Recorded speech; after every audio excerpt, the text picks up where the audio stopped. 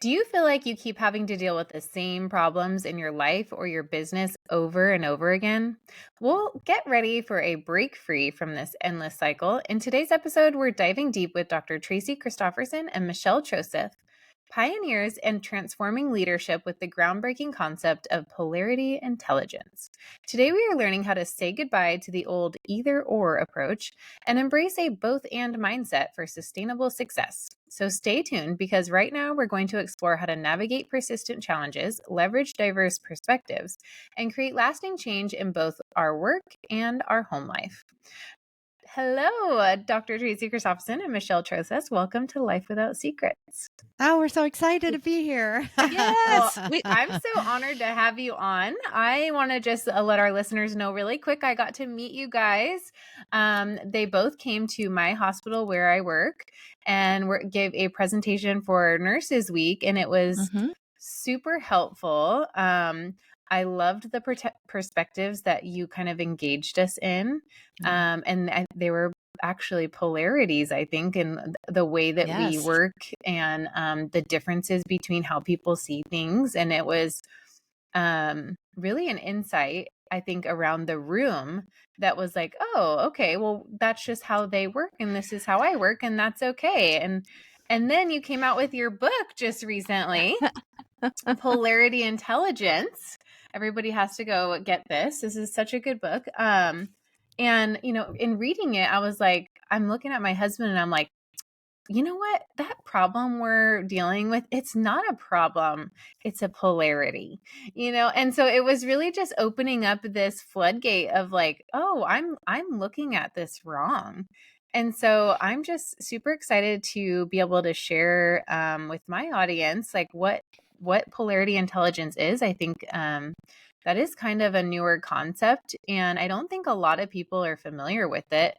So, just to dive right in, can you guys explain what the concept of polarity intelligence is for our listeners and what the difference is between a polarity and a problem? Sure, we would be happy to. And we just want to say before we start, we're so excited to be with you again. And I remember you said, I had to come listen to you because I also am a podcast host. Yeah. I said, someday we're going to be on our podcast together. Yes, we are. Thank you. Here we are. So fun. I love it. Yeah, it is. It is. Well, we'll start by sharing with your learners right out of the gate what polarity intelligence is. And first of all, it warms our heart that you're already read our book. And our mission is to start a movement of polarity intelligent leaders. So it's starting to happen. The ripples are starting to happen. And what polarity intelligence is, it's really 3 different components that Tracy and I have learned about and worked with for many years. And we realized they all had to work together. And they are having a polarity mindset, being in healthy relationships, and engaging in meaningful dialogue. And the reason that's also important is that once you understand you're dealing with a polarity and not a problem, it's really important to have the skills to know how to navigate and how to leverage them. So I'll let Tracy start with the difference between a problem and a polarity and just what this polarity mindset is all about. And then we'll go into more things. Yeah. Awesome. Yeah. So really, to have a polarity mindset, you have to be able to differentiate between a problem and a polarity. And many of us as leaders and healthcare clinicians are really used to solving problems, right? So problems have an endpoint. There's, usually maybe 1, 2, could be 3 different, alternatives or options to addressing the problem. And it's something that you're experiencing that you don't want to continue to experience, right? Once you choose one of those alternatives, usually the problem is solved and you're done. Now, a problem we face every day in life, well, my husband faces it every day in life, is what am I going to cook my wife for dinner tonight? Are we having chicken? Are we having pork? Are we going out? Right. So and once he makes a decision, that's it, right? Problem solved. But polarities are really interdependent pairs of values or points of view or perspectives. And they really have to have each other over time to get to a greater purpose. So a polarity is ongoing. It doesn't have an endpoint. That's why oftentimes we see problems over and over and over, is because they're not problems with a solution. They're really a set of interdependent pairs that we have to have over time. Now, the best way to understand that is through inhaling and exhaling. This is a natural polarity our body manages for us every single day. As a respiratory therapist, this is what kept me in business. When it didn't work, I had to come to the rescue, right? Same thing for you as nurses, right? And we appreciate it. Our body manages it. Yeah, our body manages this every day, right? We and here's how polarities work, right? So we have to inhale to receive oxygen. That's the positive benefit of inhaling, or that particular pole. On the other side, we have to exhale, right, to remove the carbon dioxide. And that's the other pole, right? Exhaling. But we have to do both to get to that greater purpose, which is to sustain life. We can't sustain life by only inhaling or only exhaling. And if we overemphasize one of those poles, inhaling or exhaling, there's always going to be a negative consequence. So over time, we're going to start to experience, right, a negative consequence. If we only inhale and neglect to exhale, the ultimate consequence and the deeper fear is that we'll die. Now, the good news is it's the only polarity where death is the negative consequence. Ooh, thank goodness. I know. Wow. Right. That's a relief. But it's the simplest way to understand, because all polarities work the same way. So both poles have a positive outcome that you're trying to achieve. There's a greater purpose that you get to with both. And there's always negative consequences that are experienced if you overemphasize one pole and you neglect the other over time. Yeah. So many of us do have this either or thinking. And I mean, I think you talked about it in your book too. You know, it's like we've come from a place growing up where the answer was either A or B, not, and you have to pick one, right? And you're wrong if you don't get it the right one. And so how do we start like transitioning our brains, or like, is there questions or something we should be asking to start transitioning our minds to see a perspective that is kind of a more both and when we're dealing, or see if that is a possibility. Can we see this as a both and, or does it have to be, this or that? Yeah. And you can really just use a few simple questions to ask yourself, right? And we should always be asking, is this a problem or is it a polarity, right? And it starts with, is there an endpoint? So if I just choose one of these solutions, will my problem be resolved? Like, will it go away? Right. And that's one of the first questions we need to ask. Or is this ongoing? In other words, have I experienced this multiple times? Has this come up before? We think about,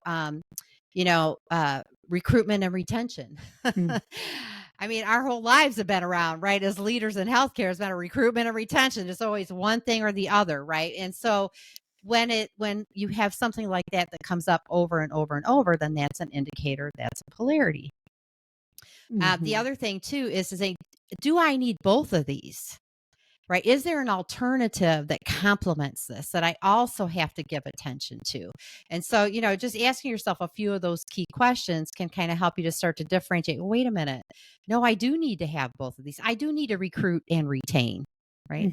I do need to care for myself and care for others. Right. I can't just do one. I do have to have both. These are interdependent. Wait, this is ongoing. And that's kind of helps you to start to be able to differentiate between the two. Yeah. So, and just so we can like give our listeners something that they can really apply, I think, to almost everybody. Can you walk us through maybe like, what does it look like to go through this like polarity map that you guys have in your book that I suggest everybody really take a closer look at? When it comes to, I like your example of the work and home polarities, and maybe we can kind of like walk through that, and I could even be your example because I know I deal with the same thing, right? And sure, there's, as you bring up in your book, many people deal with the tension of trying to keep up with life between the demands of work and then the demands of home life, and many, like myself included, or feel like it's hard to be successful at both, Yeah. So maybe, and I think before it was like, well, how do I do this? And I'm always trying to find a solution until I really read your book and I was like, oh, I wasn't going to find a solution. No wonder why nothing I did worked, So maybe we can kind of walk through that process on here. Sure. Yeah, let's do it. Yeah. So in our book, we actually even have an example of what we call the back of the napkin. So your listeners know, there is a tool called a polarity map that really helps you see polarities because they're invisible. They're like gravity. They're Mhm. there. They're always working like gravity, but you can't see them. And of course, it helps us. We always think everything has to be 50-50, especially when it comes to work-life balance or work and home. So there's different components of a map. But if you want to use you as an example, I say let's do it. Yeah, I think it would be great. So first of all, just, what is your why, Jillian? Why do you want to have the best of your professional work life, and why do you want the best of your personal life? Like, what's your reason if you had to say a why very quickly? Well, why would be like when I work outside of my home, it gives me more of a sense of purpose. I feel like I'm contributing to something bigger than myself. I feel I was raised by a single mom, so those feelings of independence are there for me. Which I tend to thrive on. And then I'm also really social. And so it allows me to talk to adults. So those are some things of like, the positives for me for work. Yeah. For your work. Those are for your work. Okay. Yeah. Purpose driven, thriving, and social connection with colleagues, right? Those are all. Yeah, totally. All right. And what about for your work? I mean, for your home? So for my home, I feel like I have stronger family relationships. Yeah. When I can give more energy there. I like being at like all their events, kind of like being their cheerleader. So they feel like people show up for them so they can feel loved and know they have someone to go to. And I like being the one to teach them about life and give them those life skills. I feel like that's my, role. Great. And, yeah. And then, I don't ever want to miss out. And I don't know that could be a negative, actually. Well, I think that's a good point. You always want to have positive statements, right? Yeah, so you never want to have a I don't want or a negative connotation. You always want to state them in the affirmation, right? That's a good point. That is. Yeah. And then why do you want the best of both of these worlds? Like, what would be your greater purpose of having both? Well, then not only can my children feel like they matter, they loved, but I can actually have that same feeling in myself and showing them that they can do the same. Yeah. So being a role model and being a role model. Yeah, great. Yeah, that's really great. And it's just having that thriving life that you can have, the quality life both at work and at home. That's really important to you. Yeah. All right. Okay. So what we teach in polarities is that if you overfocus on one to the neglect of the other, you're going to lose the positive outcomes of one of those poles. Okay. Now, as a healthcare clinician and busy person, what do you think most healthcare leaders spend their time on? Which pole, their work pole or their home pole? Oh, well, there's a lot of work involved there. Yeah. Yeah. And they're long hours, right? It can be mentally, physically, emotionally exhausting. Working in the ER. Yeah. Yeah. Sure. Yeah. So that's when we do the map. What we help people realize is that if you over focus at work, you're not going to be at your children, that you're going to experience the loss of everything that you care about on your personal side. You're not going to be there to support your family. You're not going to be at the events. you're not going to be there to teach them and guide them in the moments that they need you. And then also, if you over focus on your personal life, and sometimes there are things that happen where we have to spend a lot of time there, then you're going to experience the loss of everything that you really love and the positive outcomes about your work life. So when people see it mapped out, they begin to see that where they're sitting, that they might be sitting in the negative outcomes rather than in both the positive outcomes where you want to be. And then we teach them how to recognize early warning signs. So Tracy, you want to talk about the early warning signs and how we help with that? The map helps with that? Sure. So one of the things that because we know how polarities work and we know we'll end up in the negative consequences, that's what we're trying to avoid, right? We want to spend as much time experiencing the positive outcomes as possible. So what we do is we create kind of an early warning system. So you identify, what are the early warning signs? How will I know that I'm starting to overemphasize this pole and neglect the other pole? So, what we would do is identify, what are the early warning signs? How do you know when you're over focused on work, Jillian? What's like some of the first things that start to happen? What do you say to yourself? What do you start feeling? Maybe what are your children say?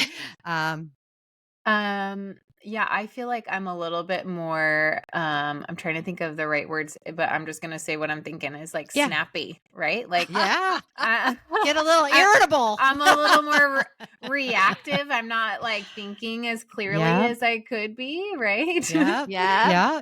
And something that is really small, it somehow seems a little bit bigger of a deal than it would be on another day. Yeah. And these are early. We want the warning signs to be as early as possible. My husband might say, I'm kind of worried about you, or you've been really working late, or, my kids might make comments, right? Your children might say, I'm really missing you. I haven't seen you much, or your family, like, wow, we haven't talked in a while. Yeah. So it's all or my house is messy. That's a good one. Yeah. Or you feel like it's cluttered, right? Like you're feeling the tension of the clutter.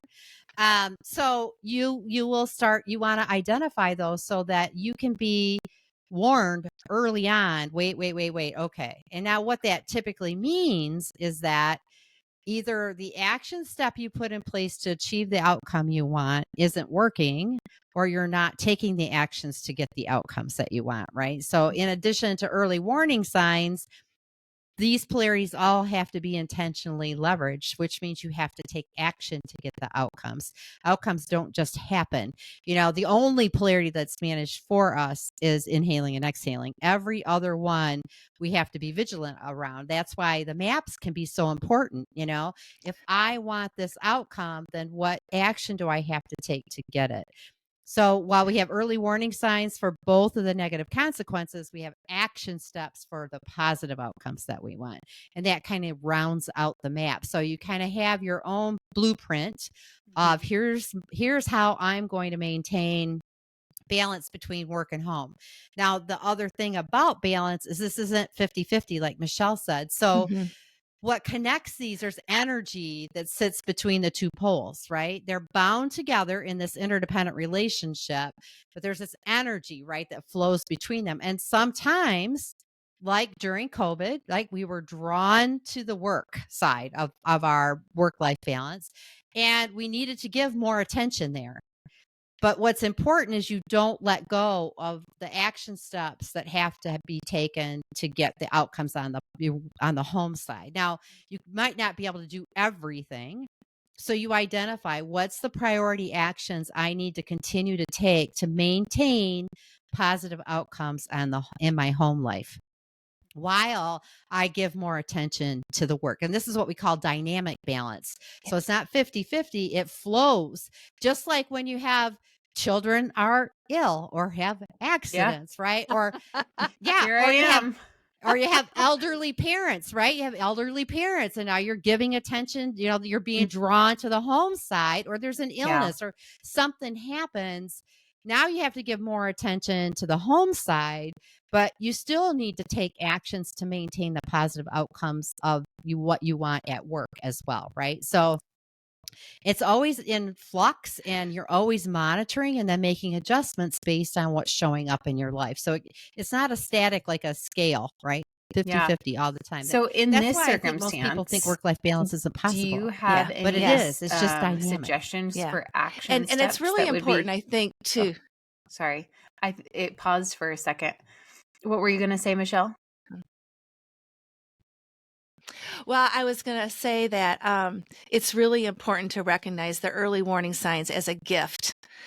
To Okay. Tracy's point, don't wait until it's too late. And I was going to just share that I actually did that.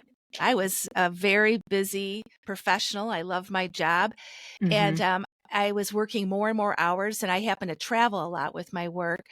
And my husband told me one day, I'm really worried about you when you get home from this next trip. I want you to go to the spa on the trip, and when you get home, we're going to talk about it. And Mhm. I was traveling on another trip not too long after that, and I actually had symptoms of a stroke in a hospital that I was visiting, and I ended up in the ER. Oh, wow. And I didn't have a stroke. I had a hemiplegic migraine event, but they diagnosed me with a stroke. I was there for 5 days. But in looking back, it was like, oh, I ignored all the warning signs. I kept pushing through it. And that's what a lot of healthcare leaders do. They just keep pushing through it. So don't ignore it. And then we put into action a dynamic balance blueprint at that point in time. And I think you were asking about what are some good action steps. So it is things like on the home front to, schedule that date day with your spouse once a week and stay committed to it. Going out with your children, and spending that one-on-one time with them, making sure that you go to their games, whatever it is that's important in their lives. And then the same thing on the work front, you might have to set boundaries up, right? That's a good action step, or have some daily routines that keep you with, more grounded in those routines, rather than having your plate turn into a platter and everything's overflowing all the time. So, but the action steps are very specific to each individual and what's going on in your life and what your positive outcomes are. Yeah. Yeah. And that kind of brings me to like another question that I had is, you mentioned in the book that our values and our belief systems and our past experiences even play a really big role in this concept. And can you kind of elaborate on how these factors influence our ability to kind of employ polarity intelligence when it involves more than one person, especially because we're kind of talking right now about like what's going on inside of me, and like the struggle between, what I want to do work and I want to do home life right, and I want to be that role model. But like then when we go out in the real world, we're met with other people who have their own things, and we have to,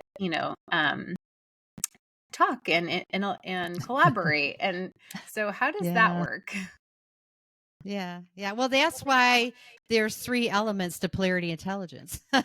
Because when you are trying to manage the tension between what appears to be opposing perspectives, a foundation of relationship is essential, and so is dialogue, right? So we really want to understand, one of the things to recognize about a polarity as well is, while the poles are interdependent, they need each other, one's not more important than the other.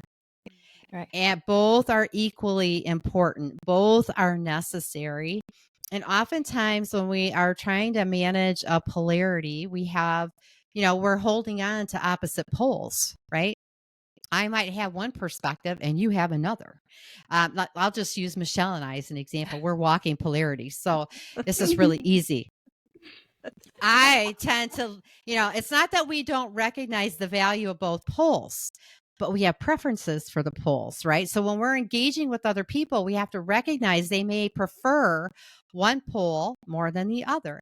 I happen to prefer productivity. Michelle prefers relationships. Okay. This sounds like me and my husband now. Yeah. Right. So so what we have to understand about each other, right, is I need to understand what she values about relationships so much, right? Like why that's important to her. And she needs to understand what's informed me and why I feel productivity is really important as well. And then when we're kind of at odds with each other, right, if we don't want to adopt the other pole, or we're feeling resistance from somebody in a polarity that we're talking about, it's really important to understand, one, what they value, but also resistance is oftentimes associated with a fear of loss. So when you think about it, if I don't know about polarities, I'm coming from an either or perspective, right? It's either your perspective or my perspective, right? If yours is right, mine's wrong. If mine's right, yours wrong. That comes from, way back when we were kids, right? So we get into that. We think either or. We don't recognize both are important and necessary. So I'm afraid if I adopt Michelle's perspective and we give all the emphasis to relationships, I'm going to lose all the things I value about productivity, right? Not going to be as effective. We're not going to get the work done. We're not going to achieve the goals, right? So I that's where my resistance comes in, because I think, oh, if we do this, then we have to stop doing that. But once I recognize, wow, what you want is important and what I want is important, and we can do both and get to that place where we have a more effective, business, then I'm on board. So it's really helping people to see the both and that both have value. We don't have to give anything up to gain the other. And we just spend time respecting each other's fears and acknowledging the benefits of both poles. And that's how you kind of navigate through that.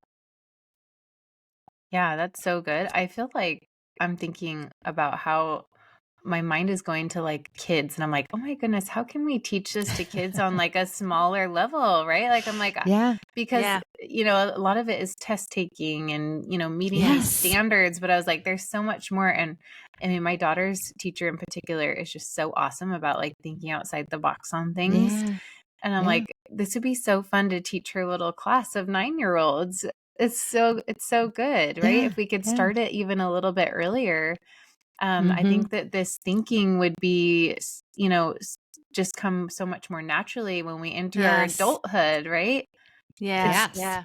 Well, we wrote the book, even though Tracy and I both have healthcare backgrounds, we intentionally wrote the book for any leader, any industry. We hope it does find its way in the hands of teachers everywhere, because you do learn problem solving at a very early age. And if we could introduce this concept much earlier, it would have a great impact all the way through, college. Oh, for sure. Yeah. I absolutely love this concept. I think it almost feels like you can just take a deep breath, right? Like, it's like, oh, like I don't have to solve that. Like, why am I putting so much energy there? Right. And that goes nowhere. And I mean, like my husband and I, we get in these conflicts, and usually we see them, come over and over again. Right. And we call it the crazy cycle. And I'm like, it's a cycle because it's a polarity. Yeah. And it's not being leveraged, right? It's not being managed. And that's the one thing when we say to people, okay, is there any problem that you've experienced over and over and they all go, oh yeah, they roll their eyes. Yeah. Oh yeah, right?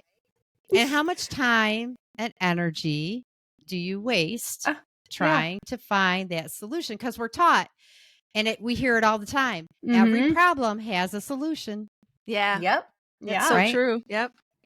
Yeah. Well, I mean, I think about like even like if we go back to like nursing school or something like that, and the way like the tests are, and it's like, well, they're all right. The answers are all right, right? But they're like, nope, you can only pick one. That's what it makes you think. It goes back to that even. But I think the other thing I think is important to talk about is I think one of the biggest reasons people don't share their ideas or how they really feel about something, whether that's at work or at home, is because they don't truly feel safe to do so. Like they don't feel safe to be completely truthful. And whether they feel like, either like in the workplace, maybe they don't share because they feel like nothing's going to change anyways, or maybe that's in their relationship, who knows, or they're wanting to avoid the conflict altogether.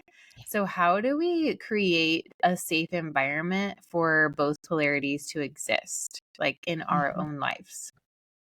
Yeah, well, that's again why we really incorporate the healthy relationships and the meaningful dialogue. And it does start with, really creating that place of psychological safety and being intentional when you're with another person. So just think about even when you walk in a patient's room, how you can very quickly set that intention and set that safe space. Or it could be in a team meeting. But you have to be very intentional about that. And then, just really recognizing that we all are here for a shared purpose and having conversations around that and just really inviting that safe place. So that's a big piece of it, and inviting it and letting people know, even if you want to speak up and you're nervous about something, just being honest about that. I'm going to be a little vulnerable here, but this is what's really on my heart and my mind, and share it with another person. So I think as leaders, we have to be role models for that. But we have to really honor that healthy foundation of relationships and inviting dialogue. And there's different techniques and tools that we have in the book and case studies that demonstrate that as well. Well, and I think there's a couple polarities that really help. Yeah. So on a personal level, if you can manage the candor and diplomacy polarity, learn how to balance that, that can really be helpful. And then the conditional and unconditional respect. That's really, really a significant polarity, because when people feel respected, unconditionally respected, then that helps to create that culture of respect, and they know that they can be candid, right? We can all be candid and be respectful with each other. And so I think those are a couple polarities that if you're in a team or on a unit and you're struggling with kind of that feeling that safety, if everybody could just even learn about those two and kind of start to practice them together, then I think that can start to evolve the culture, and create that safer space. And like Michelle said, I think every conversation needs to start with, here's my intention, right? Because we make assumptions about each other's intentions. And then I think that's always helped me when I need to be candid, to say, I'm going to say some things that here's my intention. Before I get started, I want to just set my intention. Here's where I'm hoping we'll go with this conversation, and what my intention is in bringing these points up, right? And I think that helps. I think the other thing I'd like to add to that, Jillian, is that when people understand how polarities work and it's not a 50-50, you really appreciate that there's wisdom in both sides of a polarity in every person. So sometimes people are afraid to speak up because they're in a minority of what they think. So if you could actually identify a polarity that they might be working with, and then recognize that maybe if one or two people hold that other pole and perspective, and it helps you understand, wow, that's really important, because it is about both and, it's not about either or. And we've experienced people being more open and honest when others around them understand that both and thinking. Yeah. There's wisdom in resistance. Yes. Resistance is not always bad, right? It's just representing a tension that exists. And that there's an experience that a group of people or a person has had that maybe others haven't had. And what they're bringing to the conversation can totally change the trajectory of where a group goes. And so you want to be open to hearing that. Yeah, that's such a good point. And I think that is really helpful to understand. I like the way that you defined that in resistance and it being a good thing, because I think it can feel scary, but when you look at it in a way of like, oh, it's just another viewpoint, and it doesn't have, it almost allows people to share their voice a little bit better and a little bit more clear, knowing that it's just a polarity. They don't have to be necessarily wrong in that or right in that. So I love these principles. Is there any other examples that you can share, whether personal or professional, for how like you've integrated the like meaningful dialogue.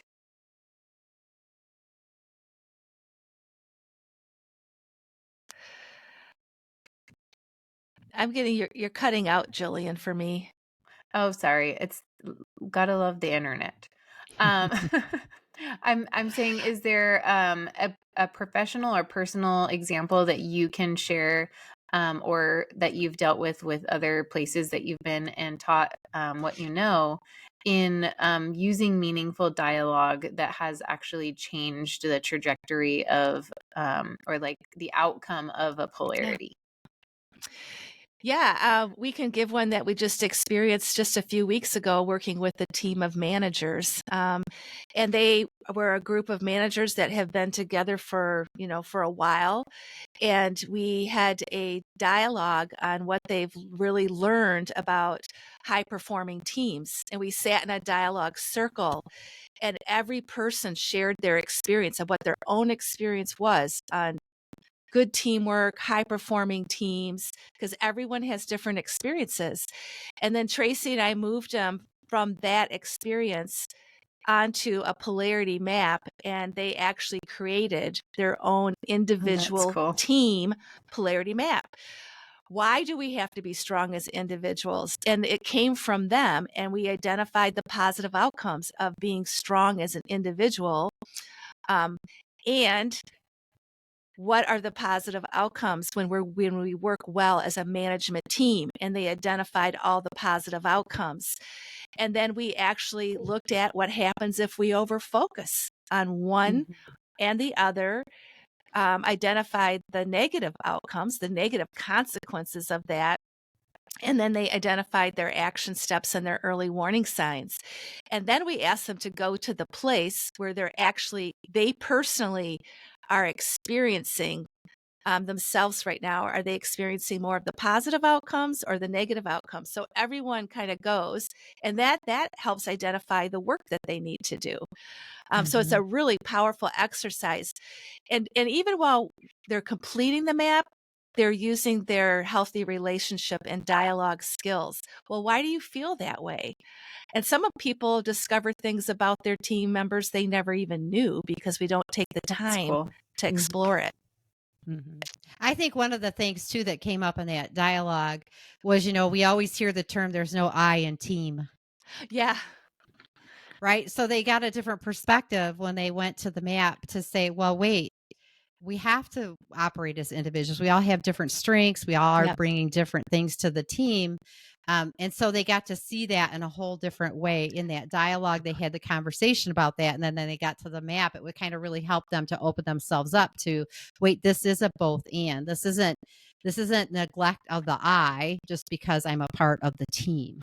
And then they could also see how they could bring their different strengths and then how they could work with those strengths collectively as well, right? Not just the individual strengths. So, yeah. And they were just like, just ready to go. Like, we're so ready to put this into action. And, so it really shifted everything for them. It was great.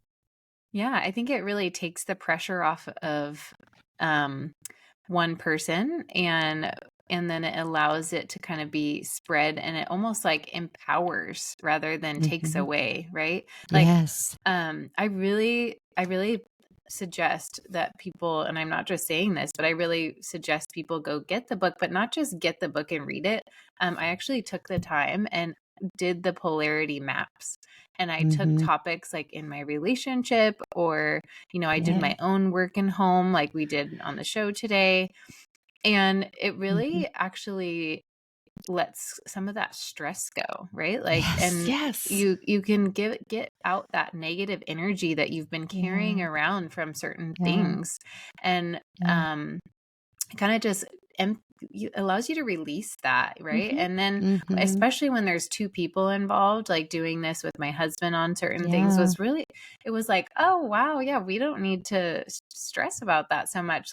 Look at we're doing okay here, like we're both winning, so I really thought that this was super helpful in so many areas. That's okay. Yeah. That's so great. And I think the thing that, is important to recognize is there are still problems, right? Yeah, of There course. are problems that require solutions. So this is really about the differentiation and complementing it. And I think you're so right. It brings a lot of hope.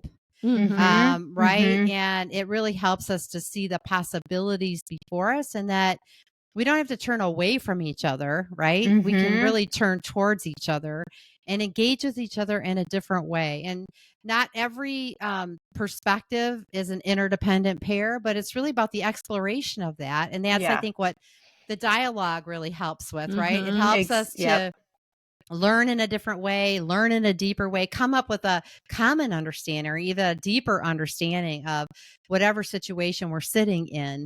And really to explore it and not be afraid to hear it from each other and what our perspectives are. Yeah, so good. Well, for our listeners who might be stepping into like a leadership role or looking to refine their leadership skills, what advice would you give them about integrating polarity intelligence into their leadership toolkit? Well, in addition to buying the book, of course, I would encourage them to reach out to Tracy and I. We consider ourselves guides. We have several different ways that we work with leaders. A lot of it has to do with their own being thriving, resilient, unstoppable as leaders. But we have learned ways to really help them apply polarity intelligence at a personal level, because we've learned that, man, if you can get this personal and professional life down, if you could really master caring for self and caring for others using these tools and concepts, you'll be a better leader. You'll be a better role model.